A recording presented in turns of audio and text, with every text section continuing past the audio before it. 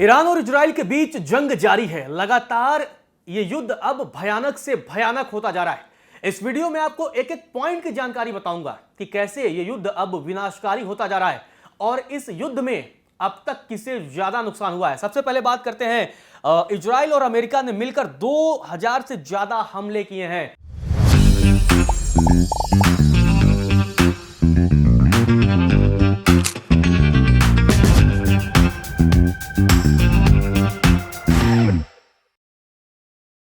ईरानी ठिकानों पर लगातार ये हमले किए हैं और इसके बाद से ईरान भी लगातार पलटवार कर रहा है। आपको बता दें, ये दावा किया गया है कि ईरान का 50% मिसाइल स्टॉक नष्ट कर दिया गया है। ये बड़ा दावा किया गया है। इससे पहले आपको बता दें कि अमेरिका की तरफ से यह दावा किया गया था कि उसने ईरान के परमाणु ठिकानों पर भी, जिसमें विशेष तौर पर नतांज का जिक्र किया गया था, वहां पर हमला किया है। यह युद्ध अब भयानक मोड पर जाता हुआ दिखाई दे रहा है। एक तरफ ईरान है, उसके समर्थन में चीन उतरता हुआ दिखाई दे रहा है, तो दूसरी तरफ इजराइल और अमेरिका एक साथ हैं। इसके अलावा यूरोप से फ्रांस, ब्रिटेन और जर्मनी ने भी अमेरिका को समर्थन देने का ऐलान किया है। मिडिल ईस्ट के कई देशों में, सऊदी में, बहरीन में, कतर में, यूएई में तबाही का मंजर देखने को मिल रहा है। तमाम तस्वीरें सामने आ रही हैं और अब एक एक करके अमेरिका का दावा है कि 11 ईरानी जहाज डूबे हैं। यह बड़ा दावा अमेरिका की तरफ से किया गया है। हालांकि इस दावे में कितना दम है, और कहा गया है कि हमने समुद्री इलाके से ईरान के अस्तित्व को खत्म कर दिया है। और साथ ही जो बड़ी खबर यह है कि इस हमले में, अब तक जो हमले किए गए हैं, ईरान में 742 लोगों से अधिक की मौत हुई है। अब हम आगे बात करें, 3 अमेरिकी सैनिक मारे गए हैं, 4 घायल हैं। तो यह अमेरिका के लिए भी एक बड़े झटके के तौर पर, क्योंकि इस बार 3 अमेरिकी सैनिक मारे गए हैं, 4 घायल हुए हैं। ट्रंप ने उन्हें श्रद्धांजलि दी है। तो यह हमला लगातार अब भयानक से भयानक होता जा रहा है। कुवैत में देखिए 3 अमेरिकी फाइटर जेट भी गिरे हैं। हालांकि इसे लेकर भी कई दावा है। ईरान का कहना है कि उसने कुवैत में 3 अमेरिकी फाइटर जेट, जिसमें F-15 था, उसे मार गिराया है। लेकिन दूसरी तरफ अगर हम बात करें तो ट्रंप ने यह कहा कि कुवैत ने ही गलती से मार दिया। मतलब यार ट्रंप हद है, आप कुछ भी बयानबाजी करेंगे। और उन्होंने यह कहा कि कुवैत ने गलती से मार गिराए हैं।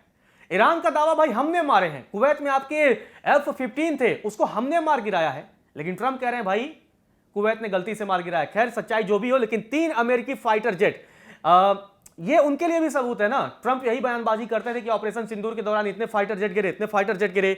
तब वो हालांकि नाम नहीं बताते थे कि भारत के गिरे या पाकिस्तान के, लेकिन अब अमेरिकी फाइटर जेट तबाह हो रहे हैं। ईरान उन्हें अपने ड्रोनों से नष्ट कर रहा है। इसके अलावा आपको बता दें कि ईरान के बुशहर प्रांत में 5 ईरानी सैनिकों की मौत हुई है। इस हमले में ये एक बड़ी अपडेट है, क्योंकि अब ईरानी सैनिकों पर भी IRGC ने यह बताया है कि उनके 5 सैनिकों की मौत हुई है। हालांकि यह संख्या अभी और बढ़ सकती है। और IRGC का यह दावा भी है कि होर्मुज बंद कर दिया है। मतलब ईरानी सेना की तरफ से यह बड़ा दावा है। और जो ये होर्मुज का इलाका है, यह दुनिया में तेल सप्लाई का सबसे बड़ा समुद्री मार्ग है। भारत पर भी इंपैक्ट देखने को मिलेगा।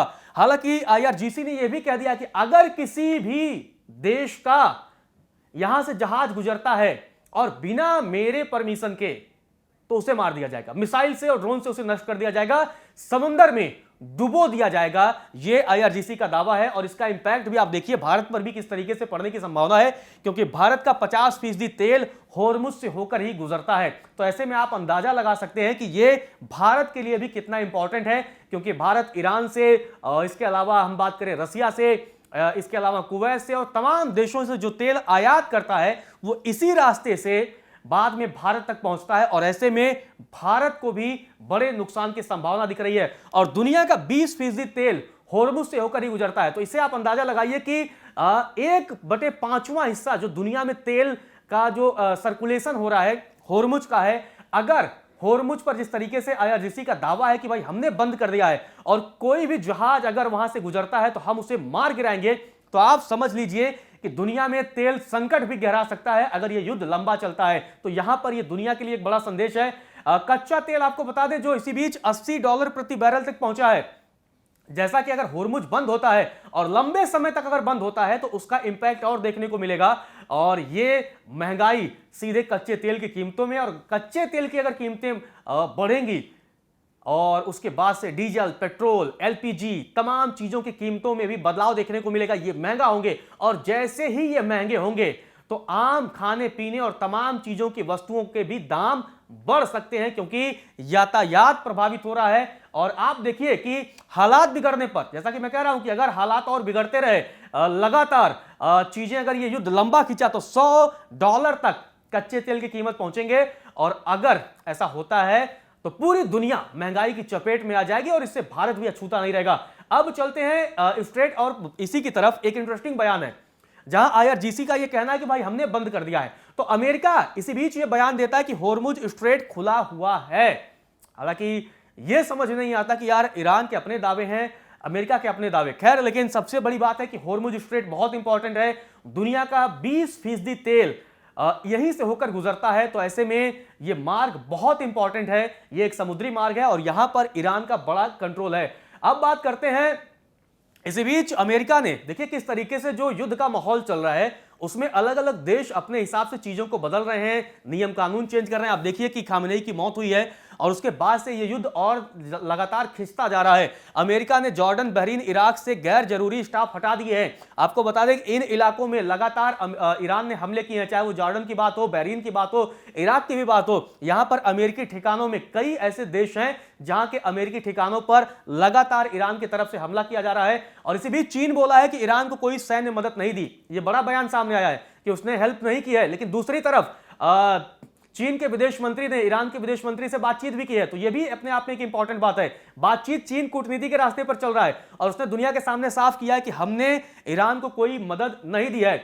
और दूसरी चीज, अमेरिका ने नागरिकों से सऊदी दूतावास से दूर रहने को कहा है। आपको बता दें कि सऊदी में दूतावास पर हमला किया गया था, ईरान की तरफ से रियाद में यह हमला हुआ था।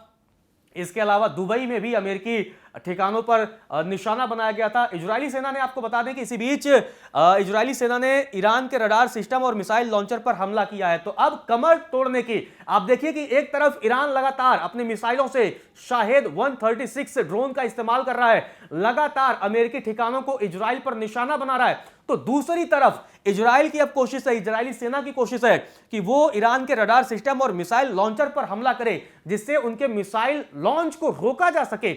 ये आप देखिए कितनी इंटरेस्टिंग बात है।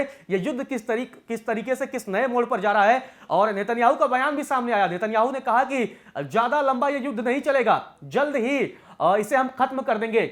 इसी बीच एक इंटरेस्टिंग बात देखिए कि एक तरफ ईरान के साथ जंग जारी है, तो दूसरी तरफ लेबनान तक ये पूरा मामला पहुंचा है और इजरायली सेना जबरदस्ती वहां गांव खाली करा रही है। हिजबुल्लाह पर हमला करने की पूरी प्लानिंग है और हिजबुल्लाह को निशाने पर लेने की पूरी कोशिश की जा रही है। अब हम चलते हैं, ईरान ने अमेरिकी बेस पर 20 ड्रोन और 3 मिसाइलें दागी हैं। यह इंटरेस्टिंग बात है। आप देखिए कि बहरीन के शेख ईसा इलाके में ईरान ने यह हमला किया है, तो आप देखेंगे कि 20 ड्रोन और 3 मिसाइलें दागी हैं। और यह बेस कहां पर है? बहरीन में, अमेरिकी बेस पर। अब तक दर्जनों अमेरिकी बेस पर लगातार हमला, चाहे वो दुबई में अमेरिका के मिलिट्री बेस पर हमला हो, चाहे वो किसी अन्य देश में जहां अमेरिका के अधिकारी रह रहे हैं वहां पर हमला करना हो, लगातार ईरान अमेरिकी बेस और इजराइल के ठिकानों को निशाना बना रहा है। अब हम बात करते हैं, इसी बीच इजराइल का यह दावा है कि फिलिस्तीनी इस्लामिक जिहाद चीफ मारा गया है, क्योंकि इस जंग की शुरुआत से पहले फिलिस्तीन को लेकर भी गजा में लंबे वक्त तक युद्ध चला। और इसी बीच इजराइल का यह दावा है। आपको बता दें कि इराक में अमेरिकी सैनिकों के होटल पर भी हमला, जैसा कि मैंने बता रहा कि लगातार अमेरिकी ठिकानों पर ईरान लगातार हमला कर रहा है। तो जो इराक में भी अमेरिकी सैनिक जहां पर रुके थे, जिन होटल में रुके थे, वहां पर भी हमला किया गया है। और इसी बीच एक इंटरेस्टिंग बात देखिए, कुवैत भी इस जंग में है और कुवैत ने 178 मिसाइलों और 384 ड्रोन को नाकाम किया है। ईरान की तरफ से ये दागे गए थे।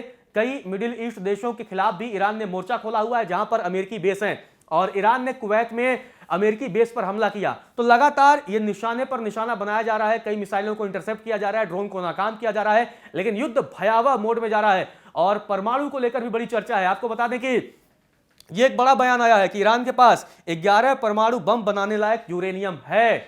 यह बड़ा बयान है और यह बयान बहुत इंपॉर्टेंट हो जाता है, क्योंकि जिस तरीके से परमाणु को लेकर बातचीत चल रही थी, चाहे वो ओमान में बैठक की बात हो, जिनेवा में बातचीत हो, परमाणु प्रोग्राम को लेकर, न्यूक्लियर प्रोग्राम को लेकर लगातार ईरान और अमेरिका के बीच बातचीत चल रही थी। लेकिन उसी बीच इस जंग की शुरुआत होती है और इसके बाद आप देखिए कि अब यह बड़ा बयान आया है। आपको बता दें कि विशेष दूत हैं स्टीव विटकॉफ, उनकी तरफ से यह बयान दिया गया था और इसीलिए इस बयान को अहम भूमिका हो जाती है।